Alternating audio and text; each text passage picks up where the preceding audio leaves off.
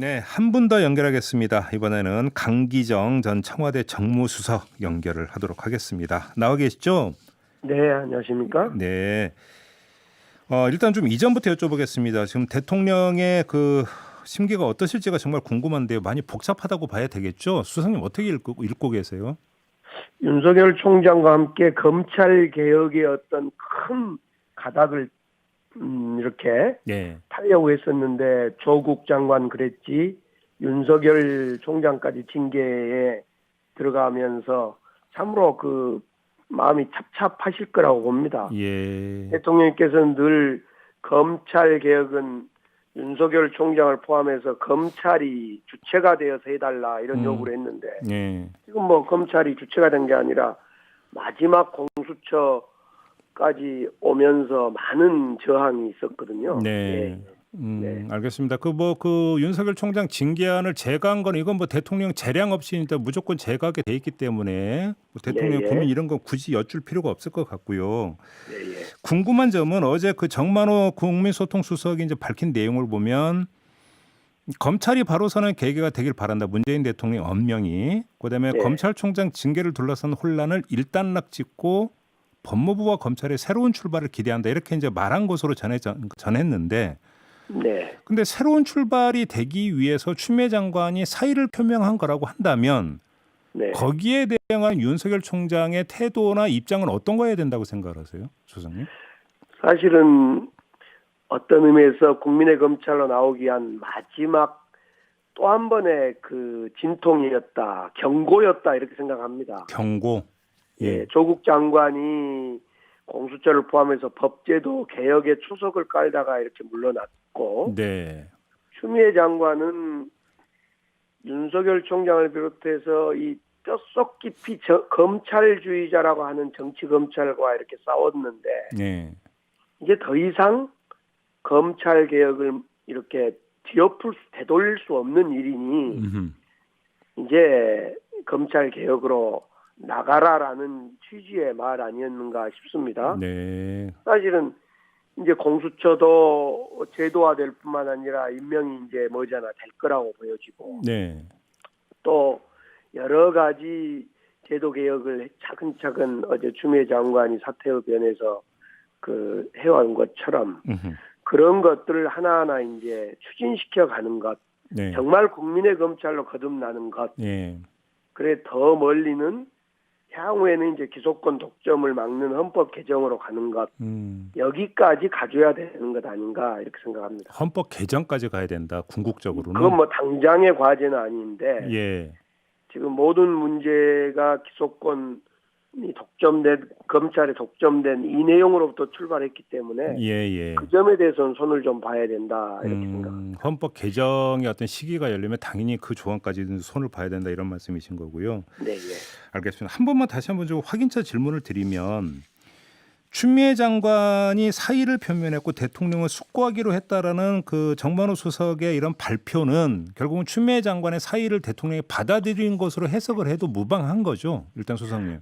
뭐 당연히 사실상 수리될 거라고 저는 생각합니다. 그렇게 보시는 물론 거고요. 예. 네, 예. 그러면 시기는 네. 그러면 그 다음 질문인데요. 자, 추미애 장관이 물러나기로 했으니까 윤석열 총장 당신도 법적 대응 이런 걸 떠나서 그냥 깨끗하게 사퇴하는 게 낫지 않느냐라는 뜻이 여기에 깔려 있다고 해석을 해야 됩니까?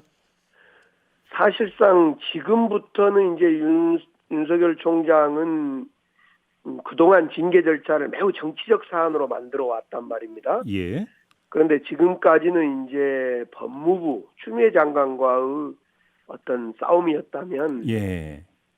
이제부터는 제가 관한 이제부터는 총장을 임명한 임명권자인 대통령과 싸워야 되는데 그렇죠. 예. 이것은 정말 윤석열 총장이 대통령과 싸움을 계속 할 거냐 이 점에 대해서 윤석열 총장이 선택해야 할 문제라고 봅니다. 정말로 윤석열 총장이 대통령의 말씀에 대해서는 따르겠다라는 얘기를 과거에 했던 적도 있고 네. 또 조직에 충성하겠다라는 말씀도 했는데 네. 과거는 뒤로 하더라도 지금부터는 대통령과 싸워야 되는 임명권자와 싸워야 되는 이런 상황 앞에서 과연 싸울 거냐. 이 지점에서 만약 윤석열 총장이 계속 어떤 대통령과 싸우겠다라고 한다면 네. 행정소송이나 집행정지 신청을 계속 할 건데 예. 사실 행정소송이나 집행정지 신청은 어떤 법이 정한 절차, 본인이 억울하면 그걸 어떤 따져보는 수단이기 때문에 할 수는 있습니다만은 대통령과 싸움이다라는 걸 잊지 않아야 된다고 생각합니다. 그러면 그 소장님 말씀을 정리를 하면 이것저것 떠나서 사퇴를 하는 게 도리다 이런 말씀으로 이해를 해도 되는 겁니까? 뭐 사퇴를 하는 문제는 뭐 놔두더라도 네. 적어도 징계가 왜 이러졌는지를 본인이 좀 받아들여야 되는 거 아니냐 이런 얘기를 하고 싶습니다. 알겠습니다. 그럼 관련해서 김종인 국민의힘 비대위원장이 어제 어떤 말을 했냐면 대통령이 임명권자로서 직접 총장을 자리에서 물러나라 했으면 지금 같은 상황이 벌어지지 않고도 얼마든지 해결할 수 있었던 거 아니냐 이런 요지와 발언을 했는데 이건 어떻게 평가를 하세요? 대통령께서는 그 전에 인사권 개입의 사태까지 갔던 조국 장관 문제, 네. 그때도 총장의 인사권에 임기에 대해서 어떤 말씀도 하지 않으셨습니다. 네네. 그런 만큼 대통령님은 법이 정한 총장 임기 문제라든가 이런 절차성의 문제를 매우 중시하게 보고 계신 것 같아요. 아, 예. 만약 지금 징계 2개월을 받는 지금의 상황에서 총장의 임기를 거론할 정도였다면 네. 진즉 작년 10월경에 있었던 인사권에 어떤 관여했던 조국 장관 사태 때 네. 이미 윤석열 총장에게 어떤 말씀을 하셨을 건데 그때도 말씀이 없으셨고 지금도 역시 말씀이 없을 거라고 생각합니다. 네, 그게 이제 청와대에서 나왔던 절차대로라고 하는 뜻이 이번에도 조국 그러니까 장관의 경우에도 그렇고 이번에도 그렇고 똑같이 지금 적용이 되고 있는 거다 이런 말씀이시네요. 그렇게 보입니다. 알겠습니다. 예. 하나만 더 여쭤볼게요. 자, 아무튼 뭐 여러 가지 우여곡절이 있었고 참 여러 가지 일이 벌어졌는데 그럼에도 불구하고 검찰 조직이 조금씩 변하고 있다고 평가하세요, 수석님? 아마 이제 지금 시점까지 보면 역시 검찰은 검찰이다. 아, 예. 식구끼리 뭉치더라. 이것을 이번에 뚜렷이 보여줬고요. 네. 물론 이제 일부 검사들은 절차의 정당성 확보 차원에서 자기 입장을 낸 것도 사실인 것도 같아요. 네. 그러나 현재까지는 검찰은 검찰이다 이런 생각인데 이제 공수처가 작지만은 네. 공수처가 구체적으로 출범을 하기 시작하면 네. 검찰은 변할 수밖에 없고 변하리라고 봅니다. 알겠습니다. 검찰은 검찰이더라라는 말씀을 하셨고 식구끼리 또 뭉치더라는 말씀을 하신 건 아마도 이제 검사 술접대 사건에 대한 뭐 처리 결과 이런 것들까지 아마 염두에 두고 하시는 말씀인 것 같은데요. 네. 그 좀 다음 주제로 넘어가죠. 라임 수사는 지금 어떻게 흘러가고 있다고 평가를 하세요, 수사님? 글쎄 아직도 이제 예를 들면 윤곽근 전 고검장 구속이 되면서 이제 라임의 수사에 본격적인 수사가 되고 있는 것 아니냐 이렇게 생각이 듭니다. 예. 사실은 뭐 알다시피 윤곽근 고검장이 라임을 다시 판매하도록 하는 이런 어떤 판매하도록 하는 일을 했다라고 이렇게 보여지기 때문에 예. 이것이 핵심이었던 거죠. 그런 점에서 이제 윤곽근 고검장 구속으로부터 라임 수사가 재궤도로 돌아서서 수사가 되고 있다 이렇게 보여집니다. 알겠습니다. 지금 근데 이게 그 수석님 같은 경우도 예를 들어서 김봉현 씨가 이강세를 통해서 뭐 돈이 전달을 했다 뭐 이런 어떤 그 이야기가 나온 바가 있었고 여기에 대해서 이제 수석께서는 강력히 반발하면서 고소고발하겠다는 입장을 밝힌 바가 있었는데 일단 관련해서 혹시 조사를 받으신 적이 있습니까?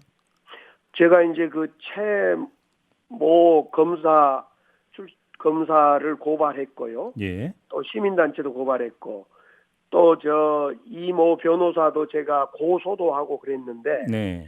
아직은 뭐 고발자 조사까지를 포함해서 저는 조사받은 적은 없습니다. 일체. 단지 이제 김봉현 씨나 이강세 씨의 검찰 조사 과정에서도 봐도 네. 또 그 위에 뭐 어떤 편지라든가 녹음이라든가 여러 가지를 봐도 제가 수사 대상은 아니었던 것이 분명합니다. 그런데 뭐 제가 수사 대상이었든 아니든 국민들의 관점에서는 그 의혹이 있다고 하면 뭐 제가 아무 문제가 없다는 걸 증명하기 위해서라도 네. 제가 조사를 받았으면 하는 생각이 제 마음입니다. 예, 빨리 좀 그 조사를 받았으면 좋겠다 이런 말씀이신 거고요. 네, 예, 예. 뭐 이전에 이제 그게 이제 처음에 이제 그 얘기가 나왔을 때 그 수석께서 여러 인터뷰를 하셨던 걸로 제가 기억을 하는데 이때 이제 그 언급을 하셨는지 궁금하긴 한데요. 근데 아무튼 강기정 수석은 엮어야 된다는 요지의 발언을 이모 변호사가 했다는 거 아닙니까? 김봉현 회장한테. 왜 그 네, 예. 수석님을 이렇게 딱 지목을 했다고 생각하세요? 애초에 이 라임 사건을 이제 아마 이모 변호사의 생각인지 최모 검사의 생각인지 네. 또는 검찰 전체의 생각인지 네. 검찰 전체라면 뭐 윤석열 총장을 포함해서요. 음흠.